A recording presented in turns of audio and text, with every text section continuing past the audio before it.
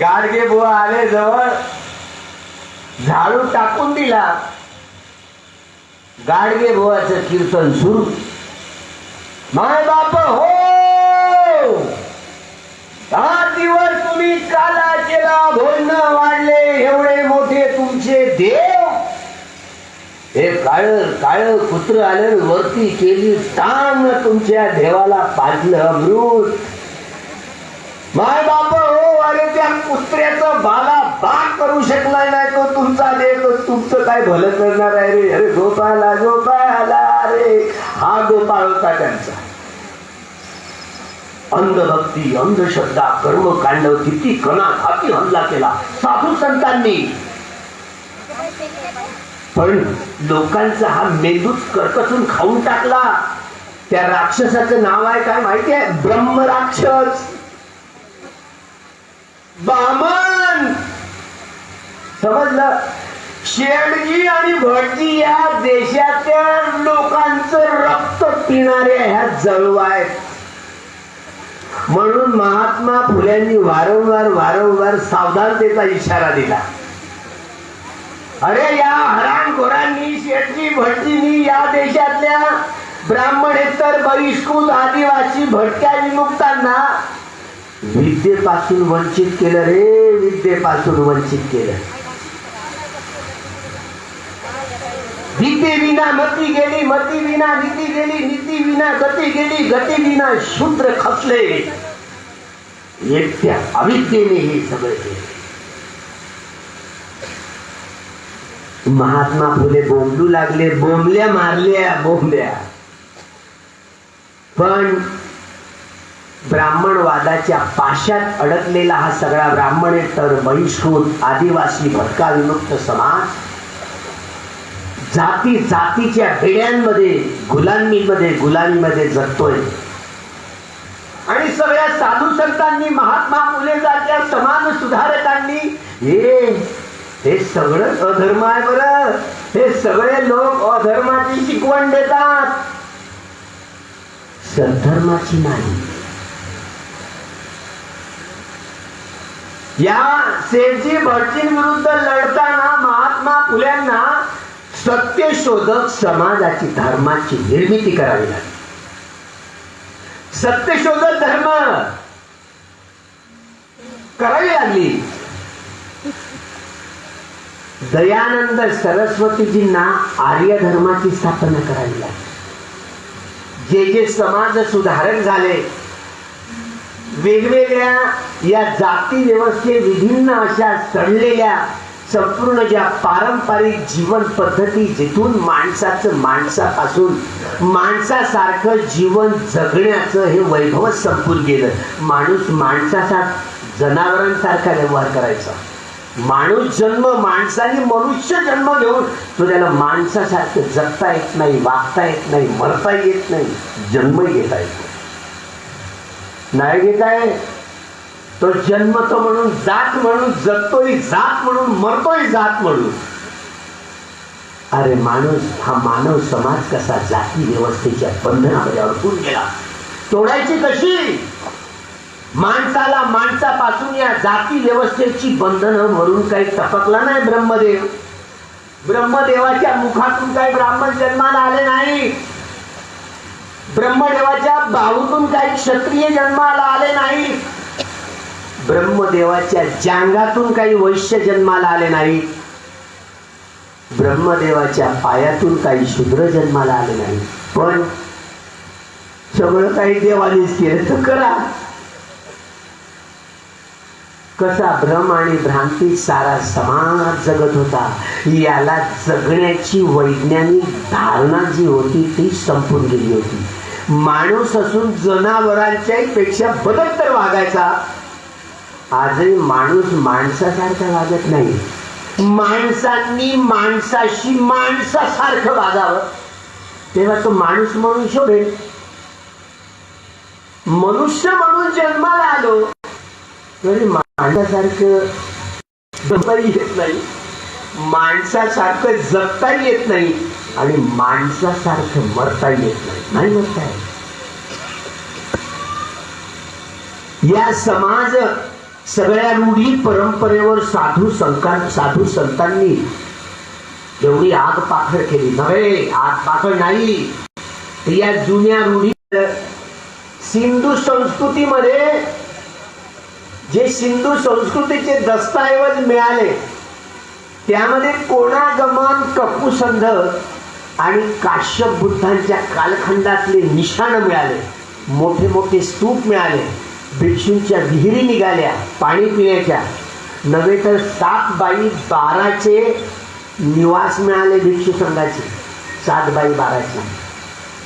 तुम्हाला वाटत नाही तुमची बुद्धी तोकडी आहे, हलकी आहे. एच बुद्धा अतीताच एच बुद्धा अनागता पच्युत्पद्ला चे बुद्धा अहुवंदांस.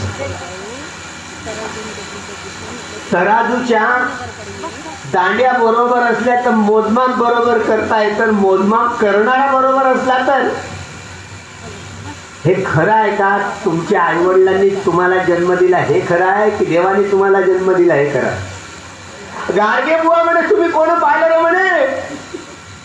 काय पाहिलं काय तुम्ही? तुकोबाराय मी देव पहावयासी गेलो माझा मीच गेलो. देव पहावयासी गेलो माझा मीच देव झालो म्हणे. आता तुकोबाजी महाराज अरे दगडाचा देव त्याला वटाराचा देव, पाण्याचा कमीत कमी मातीचा देव त्याला पाण्याचा देव, सोन्या चांदीचा देव त्याला चोराचा देव. आता तुमचा देव कुठे लपून राहील? कुठे लपून राहील? साधू संतांनी महात्मा फुल्यासारख्या समाज बदलला पाहिजे.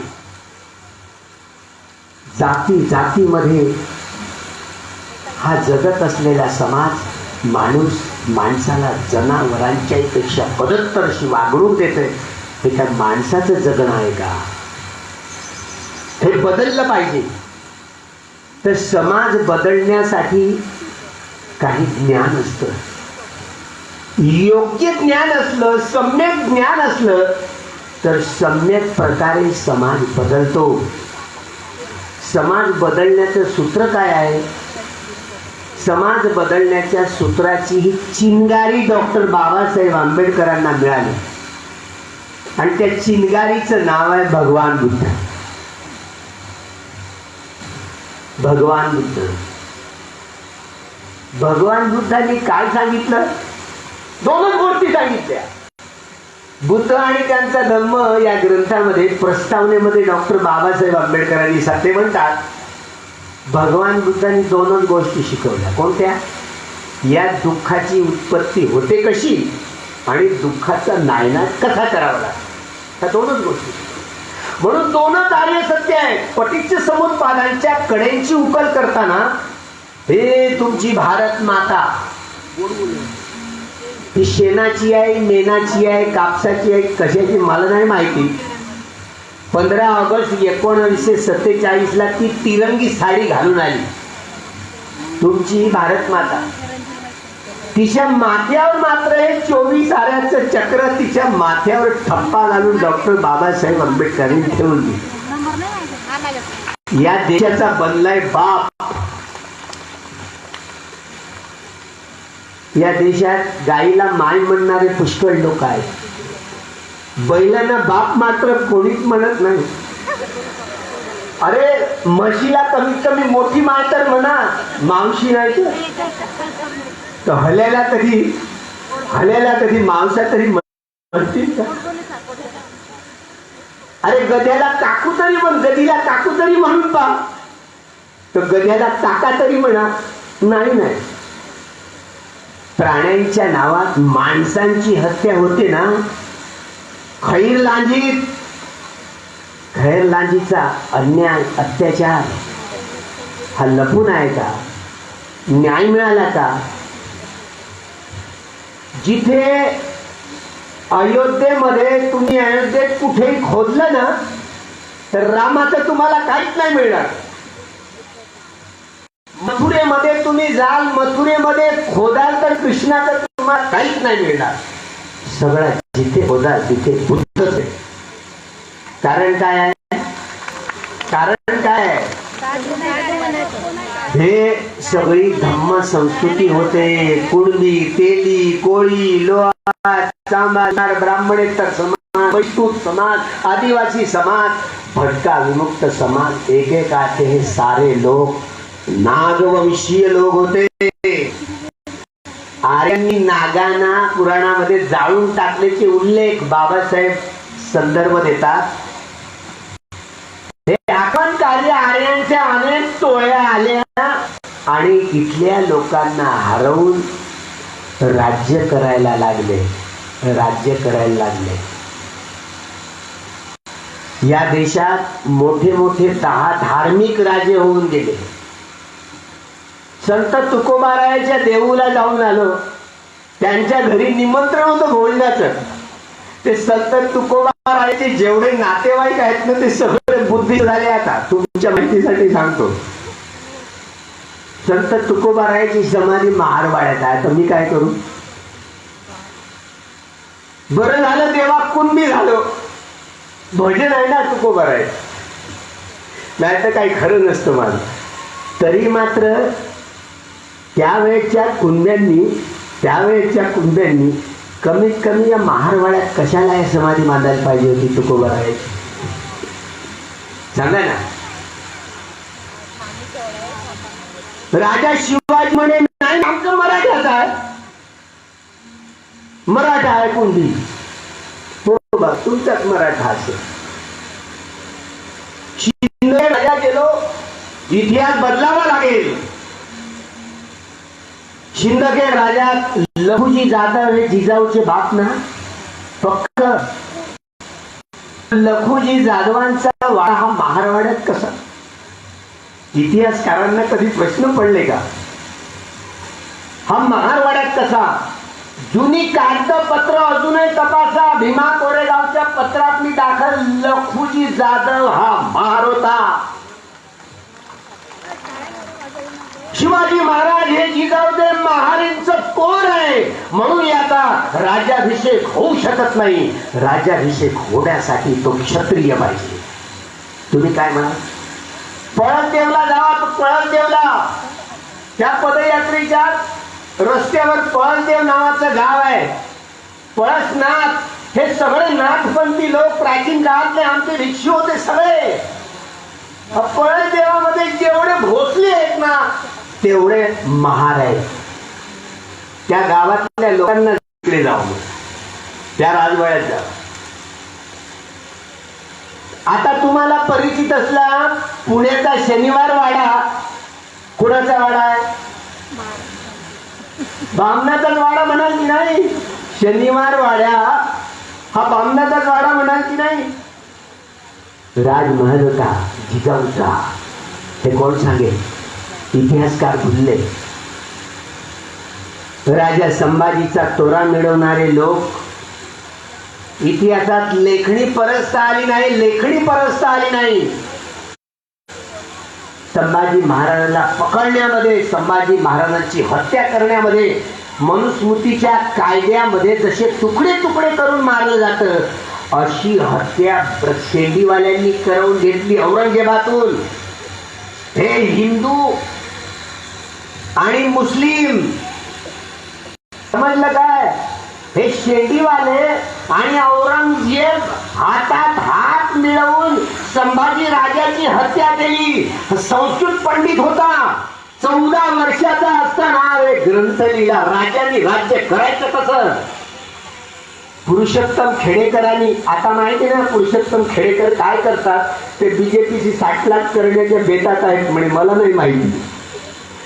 पण पुरुषोत्तम खेडेकरांनी चांगला अनुवाद केला. राजांनी राज्य करायचं कसं. राजा संभाजीला घेऊन शिवाजी महाराज कुठे गेले? लेण्यांमध्ये गेले. महाडची लेणी आहे, 3दा अशी प्रदक्षिणा घातली आणि राज्याने राज्य तिथे काचड किचड अक्षर दिसली. संभाजी बघरे हे अक्षर काय माहिती, पण ही जुनी भाषा असताना सम्राट अशोकाने लिहिलेली ही धम्मलिपी आहे. तेव्हा राज्यांनी राज्य करायचं कसं हा कूटद्वंद सूत्रातला आधार घेऊन संभाजी राजांनी त्यावेळेला संस्कृत मध्ये ग्रंथ लिहिलाय. संस्कृत मध्ये बुद्धचरित, ज्यामुळे राजांनी राज्य माणसाच्या हा स्वभावाला बदलायचं कसं हे संस्कृत मध्ये महाराष्ट्र संस्कृत लिहितं काय आडकाठी आहे. पोट कुणाचं दुखू लागलं? रामदास स्वामीचं. मामा देशमुख आमचे प्राध्यापक म्हणतात शिवाजी महाराजांची आणि रामदास स्वामीची कधी भेटच नाही झाली आयुष्यात. तर ते गुरु कसे? खर तर तुकोबा राया हे शिवाजी महाराजांचे गुरु होते. तुकोबा राया. पण तुकोबा रायांच्या विषयी एवढा हट्ट पकडून ठेवणारे लोक कुठे गेले? ज्या वेळेला संभाजी राजाची तुकडे तुकडे करून इंद्रायणी फेकले, ती एक क्षीरसागर, शांताबाई क्षीरसागर नावाची आमची ही वरती माय, आमच्या संभाजी राजाचे तुकडे धावा रे मायचा लाल संभाजी राजा आमचा राजा म्हणणारे लोक कुठे लपले होते? कुठे लपले होते? कुठे गेले होते? तो वडूचा गायकवाड, तो वडूचा गायकवाड उभा झाला आणि शेवटी त्या सगळ्या राजाचे तुकडे तुकडे वेचून काढले, त्याचं शूळ काढले आणि समाधी अजूनही महारवाड्यात आहे. तुम्हाला तुमच्या माहितीसाठी सांगतो, ज्यावेळेला पहिला मुख्यमंत्री ज्यावेळेला यशवंतराव चव्हाण झाले महाराष्ट्राचे, एक मे 1960 रोजी महाराष्ट्र हे राज्य अस्तित्वात आलं, त्यावेळेला त्या वडूमध्ये संभाजी महाराजांच्या समाधीची चांगली डागडुजी करण्यात आली. त्या डागडुजीवर एक दगड होता ज्यामध्ये त्या गायकवाडाचं नाव होतं. हे संपूर्ण ती महारवाड्याचे वर्तन म्हणून राजाने दिलेली जागा होती. तर हे वैभव एकही मराठा माणूस तिथे वाचवायला आला नव्हता. संभाजीला कुठे गेले होते तेव्हा? कदाचित हे वैभव तेच वैभव, ज्या वैभवाची हे साक्षीदार त्या संभाजी महाराजांना, त्या संभाजी महाराजांच्या समाधीवर माथा टेकून सिद्धनाथ आणि रायनाथ महार पेशव्यांकडे गेले. पेशव्यांकडे जाऊन म्हणतात आमच्या गळ्यातली गाडगी आणि कमरेचं झाडू सोडताय की नाही हे सांगा. तो उत्तर नाही असं आलं. शेवटी शत्रूचा शत्रू म्हणजे मित्र ही युद्धातली रणनीती आखली आणि इंग्रजांना हातात घेऊन शेंडीवाल्याचा कसा पडशा पाडायचा हे सिद्धनाथ महार रायनाथ महाराजांनी ठरवलं. आणि 1 जानेवारी 1818 लढाई या संभाजी महाराजांच्या समाधीला माथा टेकून, संभाजी महाराजांच्या समाधीला माथा टेकून सिद्धनाथ रायनाथ महार पेशव्यांकडे जाऊन पेशव्यांना म्हणाले आमच्या गळ्यातली गाडगी आणि कमरेचा झाडू काढताय की नाही. जेव्हा नकार दिला, हे केवळ 500 सैनिक, इंग्रज अधिकारी तो त्याच्या जवळ आहे आणि एकीकडे 30,000 सैन्य, भीमा नदीच्या पलीकडे हे पेशव्यांचं सैन्य 30,000 आणि हा इंग्रज अधिकारी आणि 500 महार सैनिक. तरीही मैदान सेनापती आहे बापू गोखले, त्यांना आवाज करून सिद्धनाथ महाराजांचा आवाज मात्र त्यांनी ओळखला. होय बापू गोखले, जरा ऐका, मी शेवटची वॉर्निंग देतोय. आताही काही बिघडलं नाही, ही लढाई आम्ही थांबवू शकतो जर आमच्या गळ्यातली गाडगी आणि कमरेचा झाडू काढाल तर हा समोसा होऊ शकतो, नाहीतर तुम्ही एकही वाचणार नाही, एकही वाचणार नाही. हा आवाज एका 2000 भिक्षू 2000 सैनिकांनी आवाज ऐकला अरे हा सिद्धनाथ महाराजचा आवाज आहे असं म्हणून 2000 सैनिकांची तुकडी खरंच एकही नाव वाचू देणार म्हणून पळून गेली. राहिले 28,000. या 28,000 सैनिक एकीकडे आणि 500 महार एकीकडे. बापू गोखल्यांचा तिकडनं आवाज आला की आम्ही समझोता करणार नाही आणि लढाई सुरू झाली. या लढाईचं वर्णन करणारा जो प्रत्यक्ष युद्धात मारला गेला नाही, जिवंत होता, त्यांनी लढाईचं वर्णन अजूनही इंग्लंडच्या म्युझियम मध्ये त्यांच्या हस्ताक्षरातलं वर्णन आहे. 500 महारांची असली यादी तिथे आहे म्युझियम मध्ये. इथे जे नकली एकाहत्तर नंतर नवीन नवीन नावं जोडली गेली ना, ही नकली यादी आहे. भीमा कोरेगावच्या स्तंभावर जळलेली असली यादी म्युझियम मध्ये आहे, इंग्लंडच्या अजूनही आहे, त्यांच्या कागदपत्रामध्ये आहे. 1 जानेवारीची पदयात्रा होईल ना, तेव्हा मी चालून दाखवेल ते सगळं. लोक काय काय आमचे वामन मेश्रामांसारखे लोक म्हणतात त्यात ब्राह्मणेतरही लोक होते असतील, मला नाही माहिती, पण मी सगळीच नामं घोषित करणार आहे आणि कोण कोण होते तेही प्रकाशित करणार आहे. सांगण्याचं तात्पर्य, लढाई सुरू झाली. लढाईचं वर्णन करता करताना एकीकडे 28,000 पेशव्यांचं सैन्य आणि 500 महार सैनिक, एकही वाचला नाही. म्हणजे एका महार सैनिकाच्या वाट्याला 56 आले. म्हणून भीमा कोरेगावच्या लढाईची म्हण पडली, हे लेगा तुझ्यासारखे 56 पाहिलं रे म्हणतात. तर ही म्हण भीमा कोरेगावच्या विजयी स्तंभाजवळ, म्हणून या हे विजयाचं फलश्रुत म्हणून डॉक्टर बाबासाहेब आंबेडकर पहिल्यांदा 1 जानेवारी 1927 जेव्हा गेले,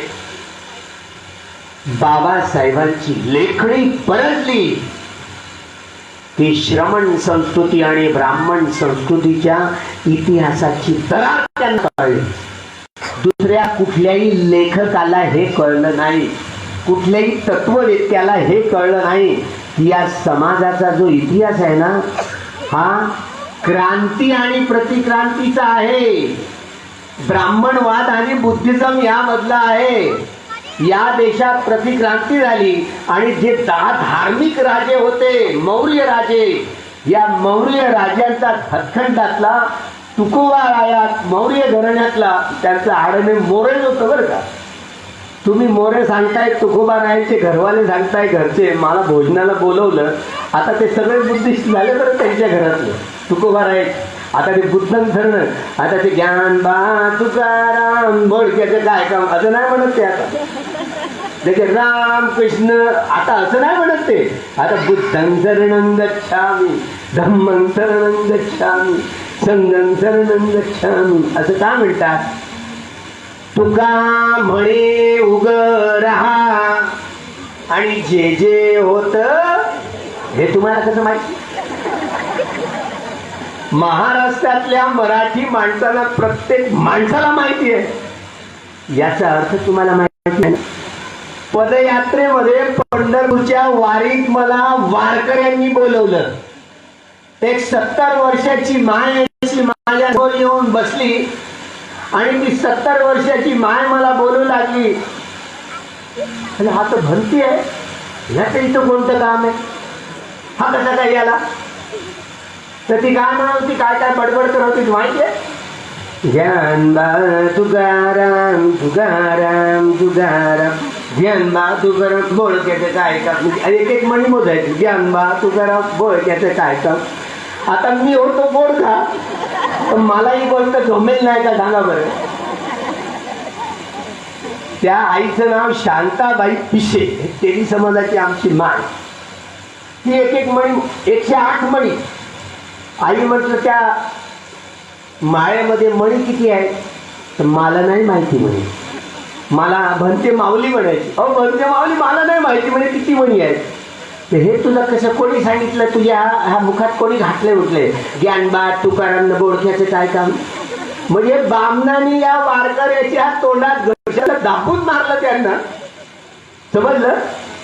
तर ज्ञानबा तुकाराम बोडक्याचं काय काम? अरे बोडक्याचं काम. मी उभा झालो आणि मी म्हणायला लागलो ज्ञानबा तुकाराम ज्ञानबा तुकाराम. बोडक्याचंच खरं काम.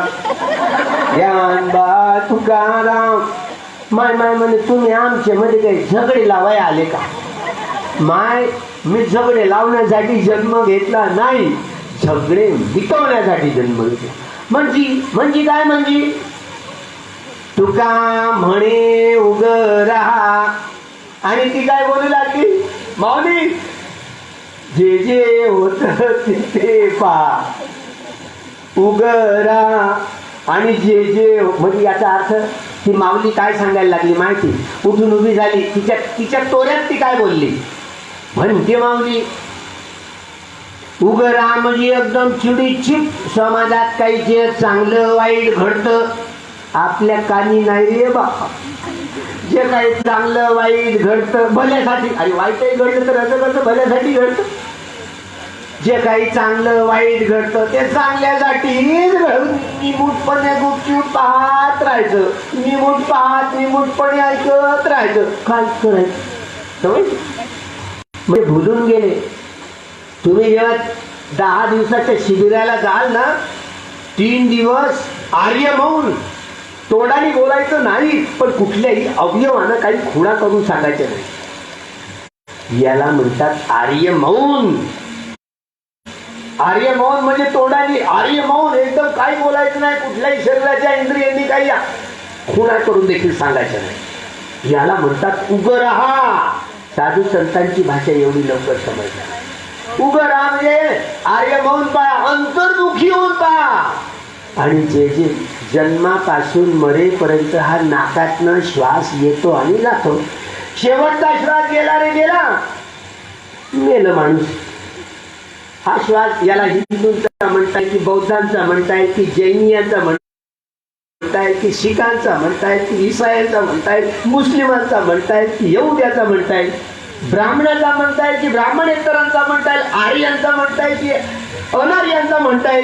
या वंशाचा की त्या वंश, या जातीसाठी त्या काही शब्द घेता येईल का? म्हणून धर्म हा सार्वजनिक असतो, तो सार्वत्रिक असतो, सर्वांसाठी असतो, तो एकसारखा असतो. धर्म हिंदू नसतो, धर्म बौद्ध नसतो, धर्म जैन नसतो, धर्म शीख नसतो, धर्म इसाई नसतो, धर्म मुस्लिम नसतो, धर्म यहुदी नसतो. म्हणजे तुम्ही काहीतरी भलतच बोलताय. अरे हे सगळे संप्रदाय आहे. त्रिपिटक जेव्हा चाळलं ना, त्रिपिटकामध्ये सगळे 84,000 धम्म तपासून पहा तुम्ही, त्यात एकही शब्द बौद्ध शब्द नाहीये. आमच्यासारखे ज्ञानज्योती म्हणते अर्ध्या हळकंडाने पिवळे होणारे. मग भगवान बुद्ध त्यांचं महापरिनिर्वाण झाल्यानंतर माझ्या मनात जसं जसं बुद्धाचं सापडलं तर मी माझ्या परीने सांगू लागलो.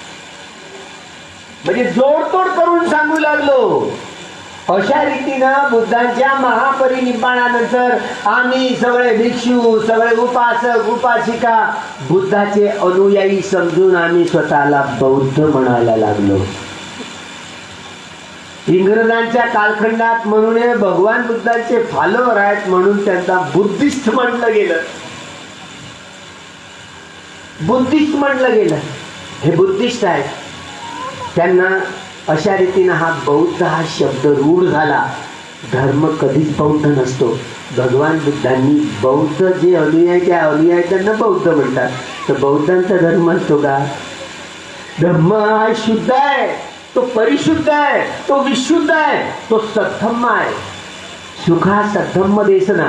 वारंवार आपल्याला त्रिपिटकात शब्द सापडेल. सद्धम्म म्हणजे सत्यधम्म.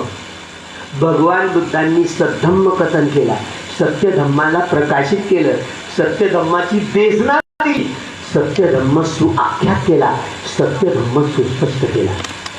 बौद्ध धर्म नाही. त्यामुळे धर्म बौद्ध नसतो, हिंदू नसतो, जैन नसतो, शीख नसतो, यहुदी नसतो, इसाई नसतो, मुस्लिम नसतो. धर्म शुद्ध असतो, तो परिशुद्ध असतो, तो विशुद्ध असतो, सार्वजनिक असतो, सर्वांसाठीचा एकच असतो. पण भगवंताच्या महापरिनिब्बाणानंतर महायान तंत्रयान मंत्रयान वज्रयान इत्यादी 18 प्रकारचे संप्रदाय अस्तित्वात आले आणि माझ्या हातात जे बुद्धाचं सापडलं ते मी काय ते बोलायला लागलो, हे जोडतोड करायला लागलो. त्यामुळे आम्ही असली जे होतं ते हरवून बसलो आणि नकलीच्या मागे पडलो. बाबासाहेबांनी या असली सोन्याची तापवून जेव्हा सोनार भट्टीत टाकतो तेव्हा ती सोनं चकाकतं. तर बाबासाहेबांनी ही जाती व्यवस्थेने बरबटलेली समाज व्यवस्था माणसाला माणूस म्हणून लेखत नाही, माणूस माणसासारखा वागत नाही. सारं जग ते आर्य असोत की अनार्य असोत, या जातीचे असोत की त्या जातीचे असोत, या वंशाचे असोत की त्या वंशाचे असोत, या देशातले असोत की त्या देशातले असोत, काळे असोत की गोरे असोत, सारे लोक दुःखी आहेत.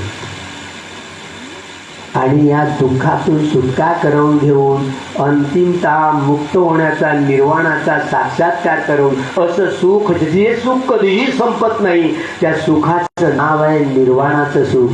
ते सुखाची उत्पत्ती करणारा भगवान बुद्धच आहे. भगवान बुद्धाच्या सद्दमानी जे जग तरणार आहे याचं संशोधन भीमा कोरेगावच्या विजय स्तंभाजवळ 1 जानेवारी 1927 पक्क घट्ट मत केलं आपलं बाबासाहेब आंबेडकरांनी. 1 जानेवारी 19 म्हणून त्यांचं ते प्रेरणास्थान आहे. बाबासाहेबांचं जे प्रेरणास्थान आहे ते आपलं प्रेरणास्थान होऊ शकत नाही का? डॉक्टर बाबासाहेब आंबेडकरांना हा सारं जग बदलण्यासाठी, सारी विश्व बदलण्यासाठी, साऱ्या लोकांचं मानस बदलण्यासाठी, सारं जग बदलण्यासाठी जो अंतिम अभ्यास केला, तर साऱ्या घराघरात, गावागावात, वस्त्यात, नगरात, राज्यात, देशात, साऱ्या जगात युद्ध सुरू आहे. तू मैं. युद्धाने माणसाचं, मनुष्य जातीचं कल्याण होत नाही. भगवान बुद्धांच्या सद्दमानी तुटलेली मन जुळू शकतात, दुसरं जगात कुठलंही रसायन नाही. या निष्कर्षाला पोहोचले. गुलामांना त्यांच्या गुलामीची जाणीव करून द्या. हे मौर्य राजे, 10 मौर्य राजे हे बुद्धिस्ट राजे होते. हा सारा जम्बूद्वीप, हे सारे नागवंशीय, ब्राह्मणेतर, बहिष्कृत, भटकेविमुक्त, आदिवासी सारा समाज, या देशातला सगळे लोक नागवंशीय लोक होते. आणि नागवंशी सारेच लोक भगवान बुद्धाच्या धम्म संस्कृतीचे वारसदार होते. इतिहास जे विसरतात ते इतिहासाची काय निर्माण करणार आहे? डॉक्टर बाबासाहेब आंबेडकरांना या इतिहासाची जडणघडण कशी रचता येईल, कशी करता येईल, याची प्रेरणा त्या विजयी स्तंभाजवळ डॉक्टर बाबासाहेब आंबेडकरांना प्रकट झाली. म्हणून दरवर्षी ते पुन्हा जायचे, यासाठी जायचे. कुठेही असो, क्रांती आणि प्रतिक्रांती. क्रांती म्हणजे भगवान बुद्धाचा सद्धर्म होय, प्रतिक्रांती म्हणजे ब्राह्मणवाद होय. साम्राज्यशाही, भांडवलशाही आणि ब्राह्मणशाही या माणसांचं संपूर्ण भौतिक जीवन सजवण्यामध्ये बाधा असणाऱ्या या मारपुत्री आहेत. 3 मारपुत्री आहेत: साम्राज्यशाही, भांडवलशाही आणि ब्राह्मणशाही. या ब्राह्मणेतर, बहिष्कृत, भटक्याविमुक्त आणि आदिवासी समाजाचं शोषण करणाऱ्या या मारपुत्री आहेत. आता माराचं राज्य आहे, आता त्यांचंच राज्य आहे की नाही? ईव्हीएम तुमच्या डोळ्यात धूळ टाकण्यासाठी विकसित राज्यांनी ईव्हीएमचा प्रयोग बंद केला. तुम्ही कुठेही बटन दाबलं तरी ते सरळ कमळाच्या फुलावर गेलं. अरे बोंबला, त्याला मी काय करणार आहे? मी बोंबा 15 वर्षापासून बोंबा ठोकत आहे. ती ईव्हीएम जिथे तुम्ही मत टाकलं, तुम्ही कुठे बटन दाबलं तरी कमळाचं फूल चाललं. डाऊटही यायला नको, नाहीतर एकदम एवढं कसं झालं? त्यामुळं ठिकठिकाणी संगणक हाताळणारे लोक त्या विभागावर कुणाला निवडून देण्यात द्यायचं हे गोटी कोणाच्या हातात होती? अडाणी अंबानीच्या हातात होती. ही सगळी यंत्रणा त्यांच्या हातात होती. अडाणी अंबानीला ज्याला निवडून द्यायचं आहे ना, त्यांच्याकडून ही सगळी ईव्हीएम मशीन चालवली जाते. त्यांचं सरकार आहे. अडाणी अंबानी आणि मोदी शाह हे देशातले 4 मोठे मोठे चोर.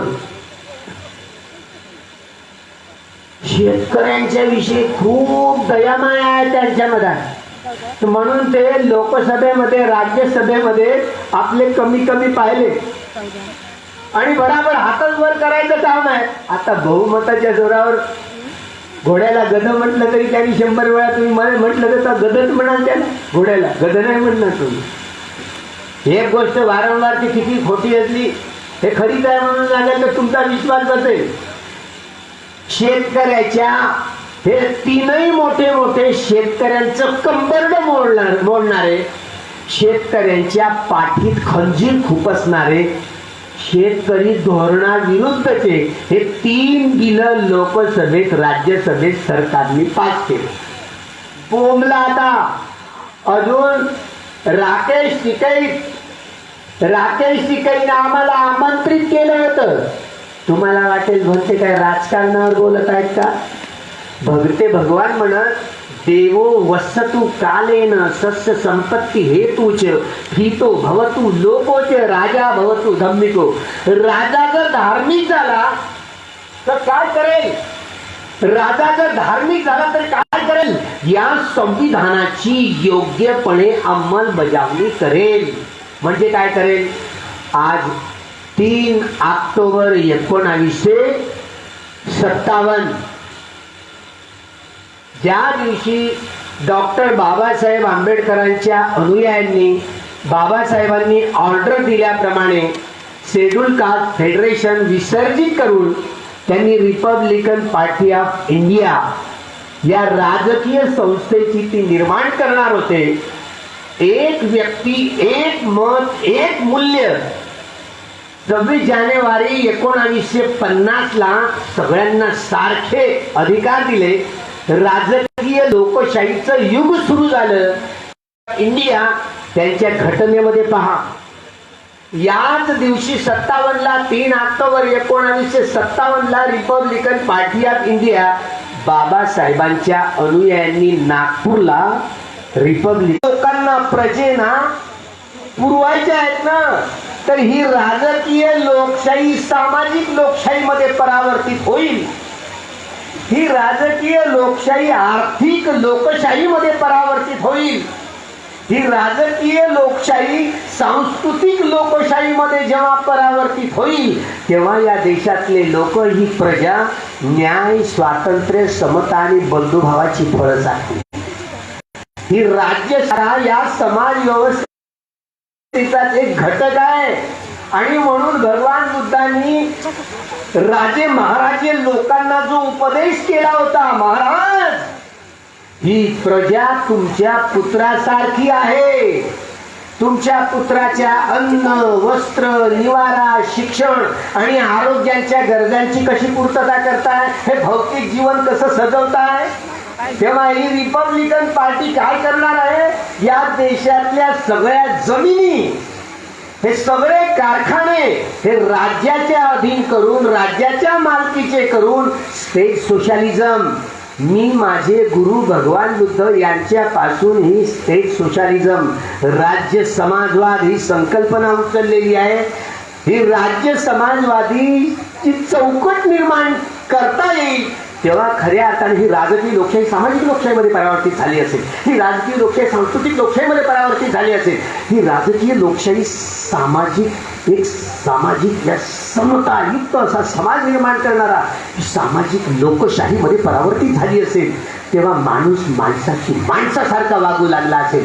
अशी व्यवस्था निर्माण करण्यासाठी डॉक्टर बाबासाहेब आंबेडकरांनी, माझं वय आता तेवढं झालं ना, तर एवढी वर्ष रिपब्लिकन पार्टीच्या या निर्माणाला बाबासाहेबांच्या अनुयायांनी हा प्रयोग केला.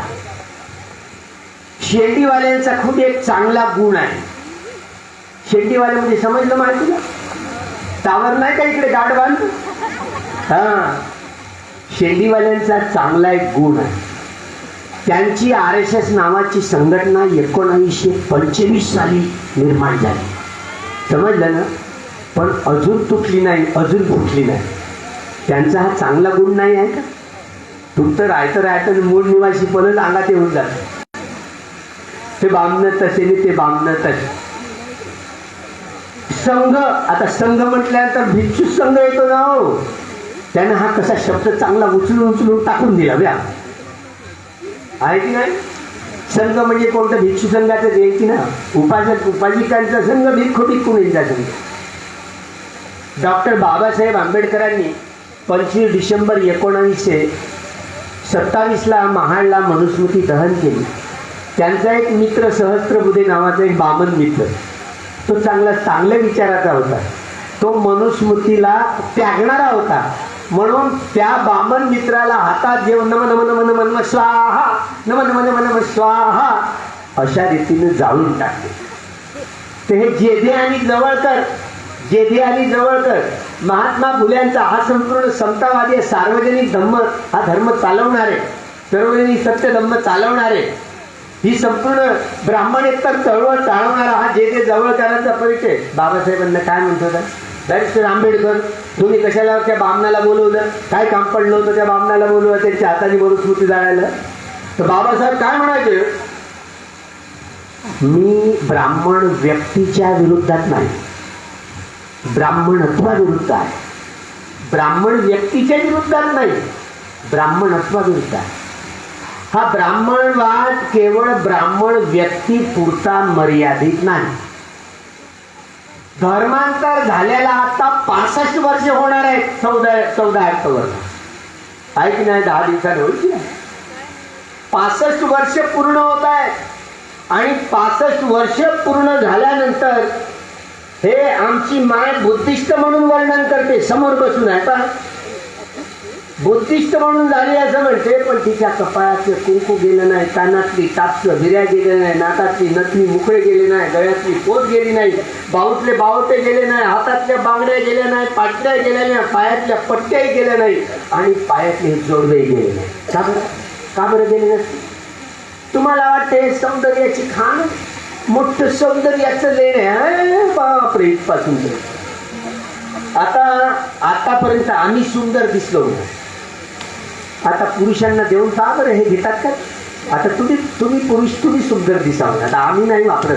देऊन का बरं घेतात? एक तरी घ्यायचं तयार होईल का बरं नाही? तुम्हाला वाटतं सौंदर्याचं लेणं आहे. सौंदर्याचं लेणं नाही, हे मनुचे शिकार आहेत. हा ब्राह्मणवाद तुमच्या घरादारापर्यंत येऊन पोहोचला. समजत आहे? हा ब्राह्मणवाद तुमच्या घरादारापर्यंत येऊन पडला, तुमच्या मस्तकावर येऊन राज्य करत आहे. कपाळाचं हात जर रमाई असती ना, ही रमाईची आठवण काढून दिली असती. या रमाईचा आठवण काळात जेव्हा रिपब्लिकन पार्टीची स्थापना झाला 3 ऑक्टोबर 1957 साली, आणि महिलांचं काम शांताबाई दाणीवर देण्याला सोपवलं. महिला मेळाव्यात बोलताना शांताबाई दाणी एवढ्या गरजल्या 3 ऑक्टोबर 57 काय गरजल्या? हे कपाळाचं कुंकू, कानातली टापसं विड्या, नाकातले नथनी मुखडे, गळ्यातली पोत, बाहुतले बाहुटे, हातातल्या बांगड्या आणि पाटल्या, पायातल्या जोडव्या आणि पट्ट्या, पायपट्ट्या, ही मनुची गुलामगिरी आहे. मनुच्या गुलामगिरीची बंधन आहे. तुम्ही त्यागून द्या. आणि सगळ्या आमच्या महिला मंडळांनी कपाळाचं कुंकू काय पुसलं, ते कानातले, नाकातले, हातातले सगळ्यांनी त्याची होळी पेटवली. तो दिवस म्हणजे 3 ऑक्टोबरचा दिवस होता. त्याचं स्मरण करून देतो.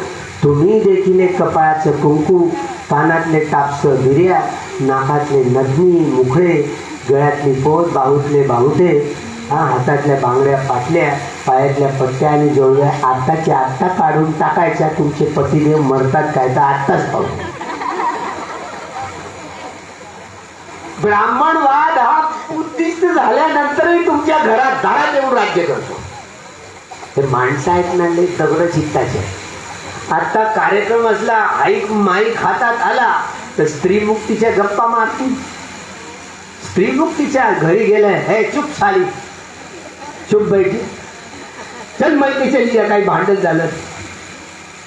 म्हणजे हा मगरूर जो विचार असतो ना, आपल्याला वाटतं बुद्धिस्ट झालं. अरे बाबा, हा ब्राह्मणवादी विचार, मनूचा विचार तुझ्या घरात घर करून बसलाय. पायातली वाहन पायात बरी. मनू व्याख्या करताना बाबासाहेबांनी म्हणून स्त्री म्हणजे पाप, मोक्षाच्या मार्गातील भेंड, पाप योनी अशा सारखं बदनामकारक वर्णन आमच्या मातृशक्तीचं ज्या मनुस्मृतीत केलेलं आहे. शूद्रांनी शूद्रांनी शूद्राती शूद्रांचा उपमर्द केलेला आहे. म्हणून आमच्या मातृशक्तीचा शूद्राती शूद्रांचा उपमर्द करणारा ग्रंथ आहे. म्हणून तो जाळून टाकला, म्हणून तो जाळून टाकला. मनुचा जुना कायदा जाळून डॉक्टर बाबासाहेब आंबेडकरांनी तुटलेली माणसं जोडणारा भगवान बुद्धांचा कायदा या देशाला दिला. ज्याला डेमोक्रॅटिक, ही ज्याला रिपब्लिकन डेमोक्रेसी म्हणतात. 26 जानेवारी 1950 ला म्हणून रिपब्लिकन डे, प्रजासत्ताकीय दिवस म्हणून फॉलो केला जातो. लोकांचे राजकीय लोकशाही सुरू झाली. ही राजकीय लोकशाही सामाजिक लोकशाहीमध्ये, आर्थिक लोकशाहीमध्ये आणि सांस्कृतिक लोकशाहीमध्ये परावर्तित करण्यासाठी समता सैनिक दल, दी बुद्धिस्ट सोसायटी ऑफ इंडिया आणि रिपब्लिकन पार्टी, 3 संघटना जन्मापासून मरेपर्यंत तुम्ही या संघटनांमध्ये असं बाबासाहेब बोलले होते. आम्हाला ते साध्य करता आलं नाही. आम्ही त्या पिवळ्या हडकंडाने पिवळे होऊन गेलो. त्याच्यामुळे 3, 13, 9, 18 रिपब्लिकन पार्टीचे वाजवले. कोणी वाजवले? तुम्ही, आम्ही वाजवले. थोडीशी भीक भेटली. हमारी मांगे पुरी करो, असं कसं देत नाही, घेतल्याशिवाय द्या बाबा, बोलला. रिपब्लिकन पार्टीचे तुम्ही 3, 13, 9, 18 करून टाकले. RSS मात्र फुटलं का? अजून फुटलं का? नाही फुटलं. का नाही फुटलं? ही चांगली गोष्ट त्यांच्याकडून घेण्यासारखी आहे की नाही? आहे की नाही? तुम्ही म्हणता अरे नाही, त्या सहस्त्रबुद्धे बामणाला फुकटच बोलावलं होतं बाबासाहेबांनी. बाबासाहेब काय म्हणा, की मी ब्राह्मण व्यक्तीविरुद्ध नाही, ब्राह्मणत्वाविरुद्ध आहे. ही साम्राज्यशाही, भांडवलशाही आणि ब्राह्मणशाही या 3 जळवा आहेत, शोषण करणारे आहेत. यापासून वाचायचं कसं, वाचवायचं कसं या सगळ्या समाजाला, म्हणून हे जागृतीचं अभियान खेळा.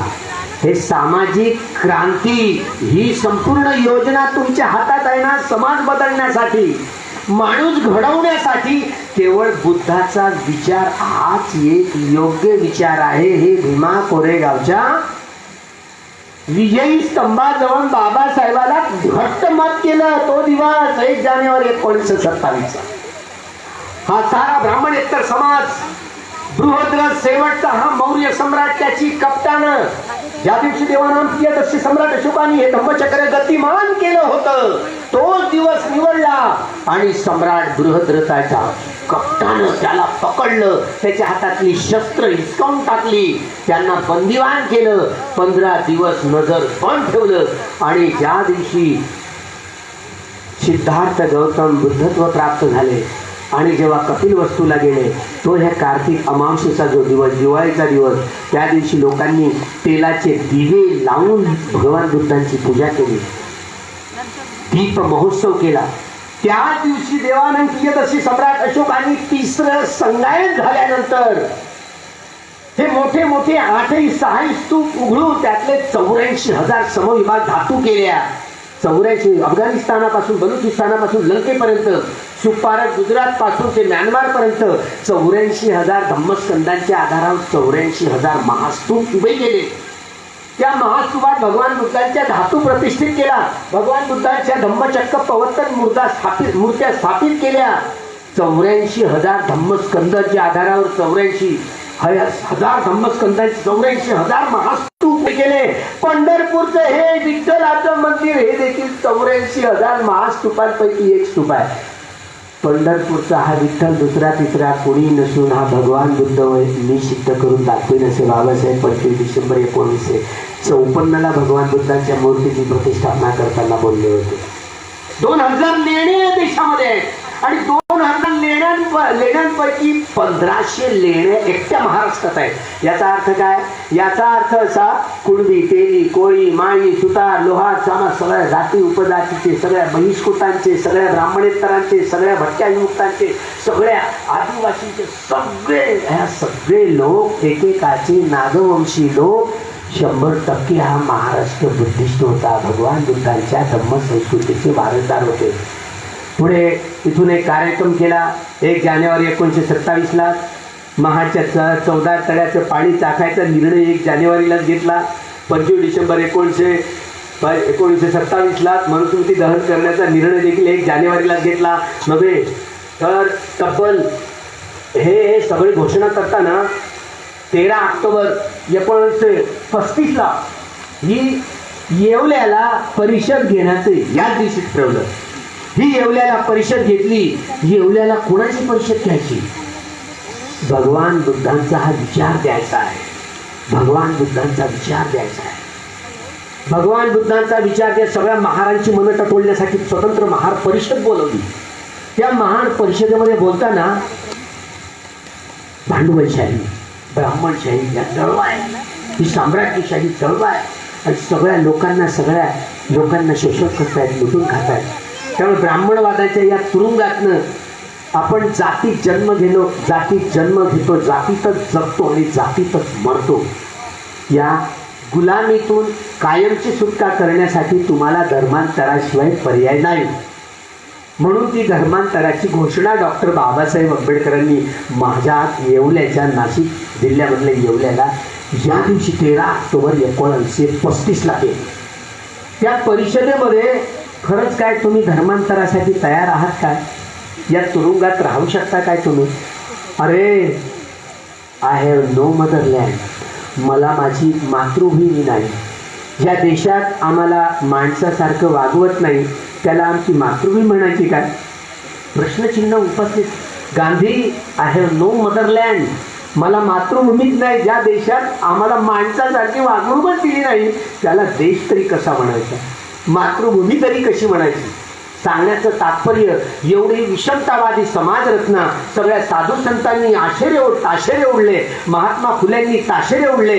बाबासाहेबांनी तर या समाजाला आमूलाग्र कसा बदलता येईल त्या बदलण्याचं रसायन म्हणजे भगवान बुद्धांचा धम्म दिला. घोषणा केली. 21 वर्ष वाट पाहिली. 21 वर्ष, 1-2 वर्ष नाही. त्याच महार परिषदेमध्ये महारांनी दोन्ही हात वरती करून धर्मांतरासाठी तयार झाले. हा ब्राह्मणवादाचा तुरुंग फोडल्याशिवाय जाती मिटणार नाही, ही काळ्या दगडावरची रेष हे बाबासाहेबांनी कसोटीने सांगितली. 1-2 वर्ष नाही, 21 वर्ष वाट पाहिली. त्याच परिषदेमध्ये बाबासाहेब गरजले. सह्याद्री कुंड पुराण तुम्ही वाचलं नसेल, तुमच्या हातात सापडलंही नसेल. मी मुंबई मराठीला तो ग्रंथ वाचला होता, सह्याद्री कुंड पुराण. सह्याद्री कुंड पुराण आता तिथूनही गायब झाला. बरं, RSSच्या त्या रेशमबांगाच्या लायब्ररीत मात्र हा ग्रंथ सुरक्षित आहे. नागपूर विद्यापीठात पुरण मेश्राम ज्याला सचिव होते, सेक्रेटरी, त्याला पार नागपूर विद्यापीठात गेलो, तिथूनही कोणीतरी स्टेडीमध्ये तो कुठे भारत काय माहिती नाही. काय लिहिलंय? डॉक्टर बाबासाहेब आंबेडकरांनी त्या ग्रंथाचे पुरावे दिले. काय दिले? हा आमचा घाम गाळणारा, श्रम करणारा, हाडाची गाढ रक्ताचं पाणी करून या देशाला जगवणारा, जिवंत ठेवणारा आमचा कुळवाडी समाज, कुणबी समाज. या कुणब्यांविषयी काय घाण ओकली आहे त्या धर्मग्रंथामध्ये. हा आमचा कुणबी माणूस, हा ब्राह्मणेतर माणूस, हा घाम गाळणारा माणूस, या देशाला जगवणारा माणूस, हा उत्पन्न काढणारा माणूस, हा शेतकरी माणूस.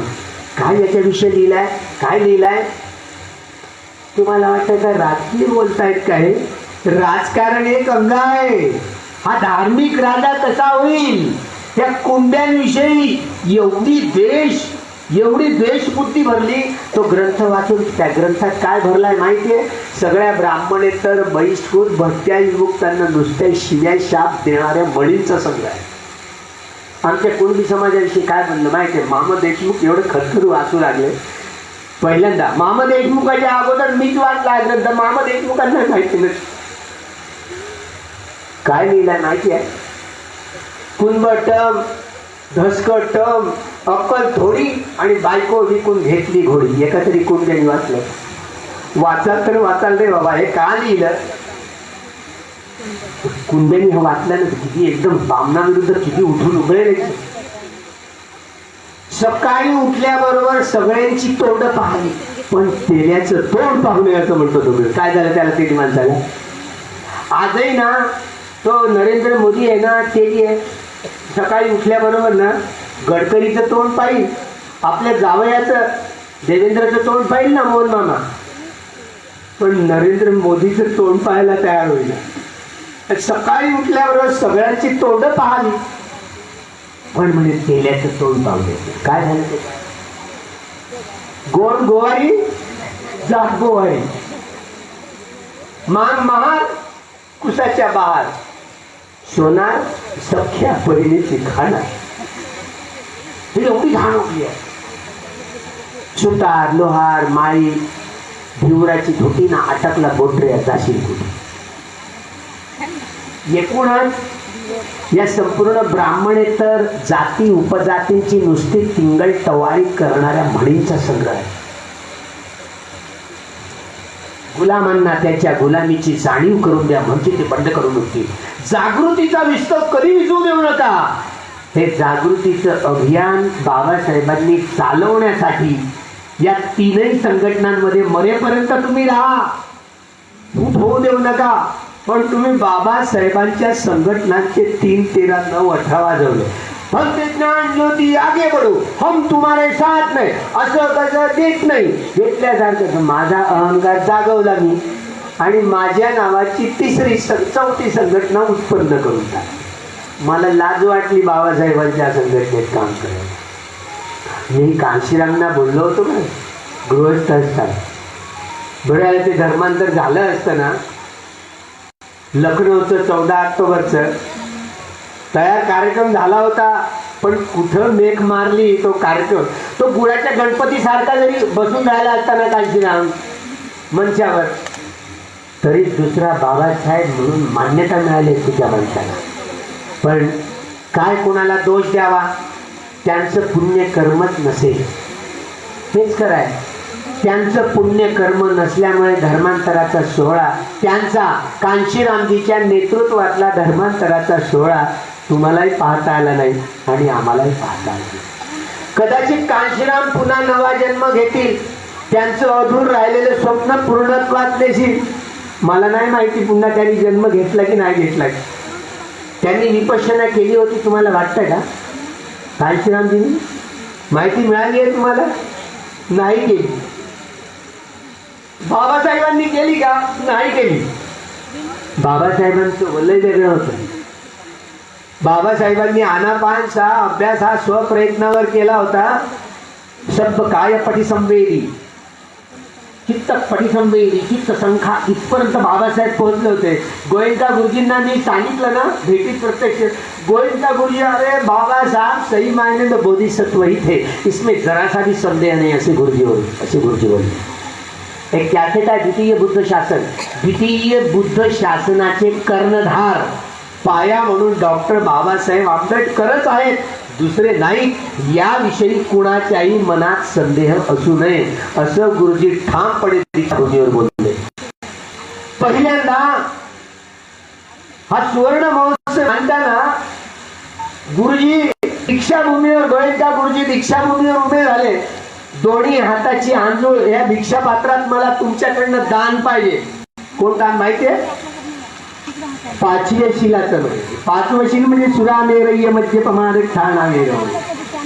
5व्या शिलाचं माझ्याकडे दान देऊन टाकावं तुम्ही. म्हणजे एका शिलाचं जरी पालन करता आलं ना, तर सगळ्या शिलाचं पालन करता येईल. समाज खूप पुढारी येईल. शील हा पाया आहे. डॉक्टर बाबासाहेब आंबेडकरांनी 14 ऑक्टोबर 1956ला 3 चरण 5 शील प्रदान करून 22 प्रतिज्ञेची सुंदरतेची झालर चढवली. म्हणून ते द्वितीय बुद्ध शासनाचा पाया आहे, आधारशिला आहे. हे गोयंका गुरुजींनी ठासून मांडलंय. बरं, केवढं मोठं हलकं काम केलेलं. आणि हे बोधिसत्व तेव्हापासून मानायला लागले. 6वं संगायन होतं. बोधिसत्व म्हणजे काय ग? बोधिसत्व कशाला म्हणतात? बोधिसत्व या शब्दाचा अर्थ काय? बोधिसत्व या शब्दाचा अर्थ काय आहे तुम्हाला माहिती आहे?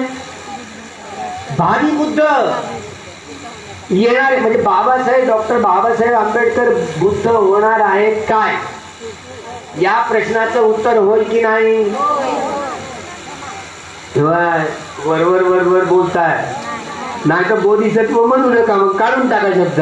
कोणात काढण्याची ताकद आहे का? बाबासाहेबांनी 2500 भगवान बुद्धांची वाणी 2500 वर्षानंतर जम्बूद्वीपामध्ये असं एक सत्व उत्पन्न होईल, पुन्हा नव्याने गतिमान करेल धम्मचक्र. डॉक्टर बाबासाहेब आंबेडकरांनी 14 ऑक्टोबर 1956 ला पूज्य दीक्षाभूमीवर ही बाग फुलवली, धर्मांतर केले, ही धम्मक्रांती घडून आली. साऱ्या जगामध्ये जी राजकीय, आर्थिक, सामाजिक, सांस्कृतिक परिवर्तन झाली, सगळ्या परिवर्तनांमध्ये श्रेष्ठतम परिवर्तन कोणतं असेल तर डॉक्टर बाबासाहेब आंबेडकरांची धम्मक्रांती. तुकडोजी महाराज जपानला गेले, तिथे मोठा श्रीमंत व्यापारी हिऱ्याचा तो बुद्ध विहारात आला. विहारात तुकडोजी महाराजांनी आराम केला. हे काय केस ठेवायचे म्हणून तेव्हापासून मुंडनच करायला लागले तुकडोजी महाराज. तो व्यापारी आला, बसला, ध्यान करत, काय डोळे लावून राहिला, आणि त्याची ती हिऱ्याची थैली आहे बॅग तशीच राहिली. रात्र झाली, लाखो लोक ये जाणं करत होते, पण त्याच्या थैलीला कोणी हात लावला नाही. मज माणूस द्या, मज माणूस द्या, जीवनभर माणूस मागत फिरले, पण या देशात काही तुकडोजी महाराजांना माणूस नाही दिसला, माणूस नाही मिळाला.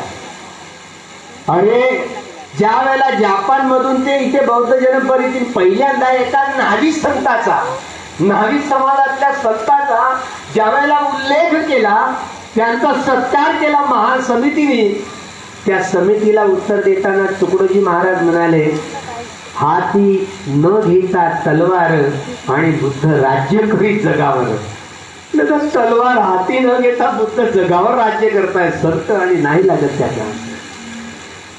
गाडगे बाबा 5 डिसेंबरचं मोठं कीर्तन, ज्या ठिकाणी मी राहतो त्या ठिकाणी बाबासाहेब शेवटच्या या सहवासात जेव्हा बाबासाहेब गाडगेबुवांची भेट घ्यायला गेले, या भेटीत आणि बाबा आंबेडकर दिसतो असं म्हणून अजून पाहतात गाडगे बाबा, आणि आपला खराटा टाकून देतात, भिक्षा पात्र बाजूला ठेवतात, आणि गाडगे बाबाच्या जवळ बाबासाहेब जातात.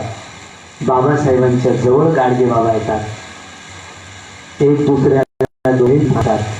गाडगे बाबा बाबासाहेबांच्या चरणावर डोकं ठेवतात आणि बाबासाहेब गाडगे बाबांच्या चरणावर डोकं ठेवतात. बाबासाहेब म्हणतात, बाबा मी एक निर्णय घेत आहे. कोणता? या देशातल्या लोकांना भगवान बुद्धाचा धम्माचं प्रदान करण्याचं हे काम मी करू इच्छितो. हे माझं उचललेलं पाऊल योग्य राहील काय? एक एवढा आकाशाला भिडणारी उंची, एवढं पहाड शिक्षण घेतलेला हा माणूस झाडू मारणाऱ्या, साफसफाई करणाऱ्या संतांशी भेट घेतो, आणि हे जे पाऊल जे उचललं आहे हे योग्य राहील की काय हे विचारण्यासाठी जातो. तेव्हा गाडगे बाबांच्या सगळ्या प्रवचनाचा रंगच बदलतो, ढंगच बदलतो, संपूर्ण प्रपंचच बदलून जातो आयुष्याचा. आणि ते प्रवचन 4 डिसेंबरला जे प्रवचन झाले, ज्या ठिकाणी मी राज संगारांगिरीच्या पायथ्याशी, त्या पायथ्याशी तिथे काय बोलले गाडगेबुवा, माय बाप हो, तुम्ही ज्याला महारातलं पोर म्हणताय ना, अरे त्याच्यासारखा महान माणूस नाही रे. त्याचं म्हणणं जर तुम्ही ऐकसाल, या मातीचं सोनं होईल रे. माणूस, तुटलेला माणूस एक जिन्सी समाज होईल. भगवान बुद्धाचा धम्म साऱ्या देशालाच नव्हे साऱ्या जगाला वाचवणार आहे. जगाला युद्धाची नाही तर जगाला बुद्धाची गरज आहे. गाडगे बाबांच्या कीर्तनाचा रंगच बदलला. आमच्या गावी 5 डिसेंबरला संध्याकाळी कीर्तन झालं. 5 डिसेंबरला 12 त्या माकोण्यामध्ये रामचंद्र पाटील कारेकार, एक कुणबी समाजाचा माणूस, रात्री 12 वाजेपर्यंत प्रवचन झालं. पहाटेला निघाले, झाडू मारलं त्या गावाची, झाडू हातात घेतल्यावर सारे गावकरी झाडू निघाले.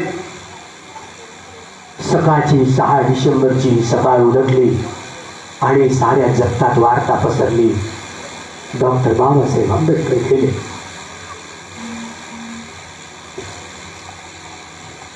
जी वाहनं मिळतील त्या वाहनांनी लोक मुंबईकडे आधी कूच करायला लागले. गाडगे बाबांना त्या दमनीत बसवून, कार्यकार पाटलांनी दमनीत बसवून खानगावच्या बस स्टेशन कळंबाचं झाड होतं.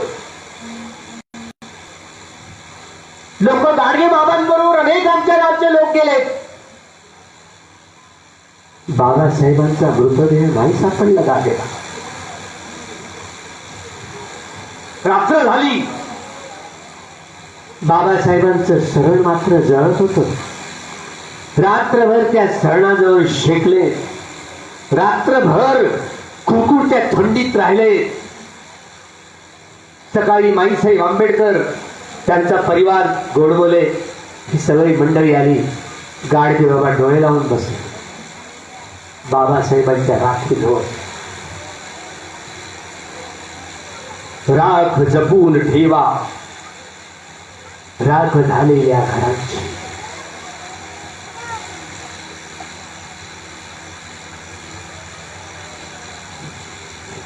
राख जपून ठेवा राख झालेल्या घरांची.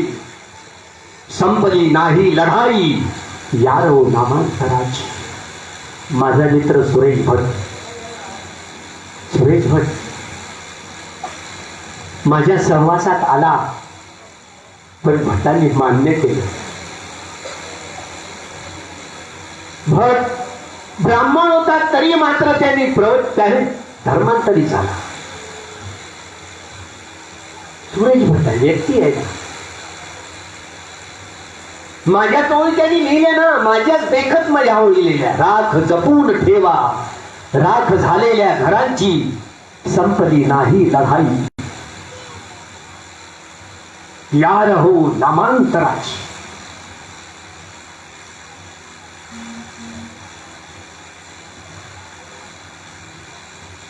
खैरलांजीची आठवण झाली. 29 तारखेला पगोड्याच्या उद्घाटनासाठी गेलो आणि सायंकाळीची वार्ता आली की खैरलांजीत कान घडलेला आहे. सुप्रीम कोर्ट आमच्या बाजूला नाही, हायकोर्ट आमच्या बाजूला नाही, राज्य अधर्माने ग्रसलेला आहे. राष्ट्रपती या देशाचा हुशार असता. या देशाचा सुप्रीम कोर्टाचा सरन्यायाधीश हुशार असता.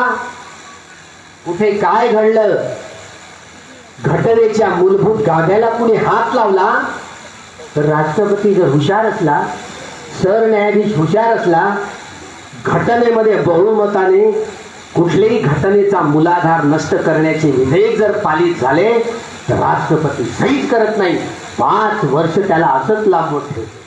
ती धमक राष्ट्रपतीच नाही, तो राष्ट्रपतीच रात्री सही करायला तयार होते. म्हणून तर देवेंद्र फडणवीस एका रात्रून एकदम मुख्यमंत्र्याची शपथ घेतो.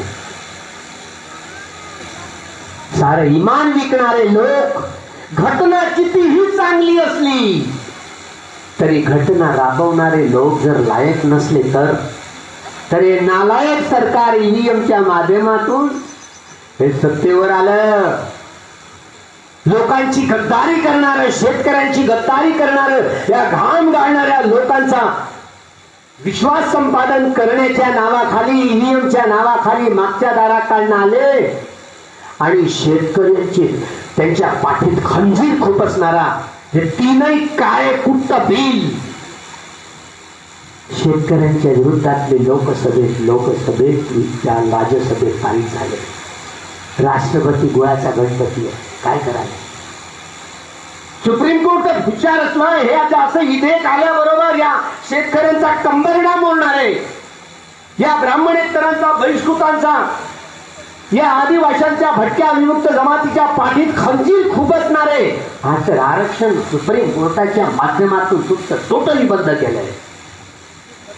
जिथे घटनेच्या मूलभूत गाभ्याला हात कोणी घालत असेल, सुप्रीम कोर्ट हुशार असते, ते होऊ देत नाही. हा हो जरी बिल पारित झाले असले तरी घटनेच्या या अंमल करणाऱ्या सुप्रीम कोर्टाचा जो न्यायाधीश असतो तेवढा हुशार असतो.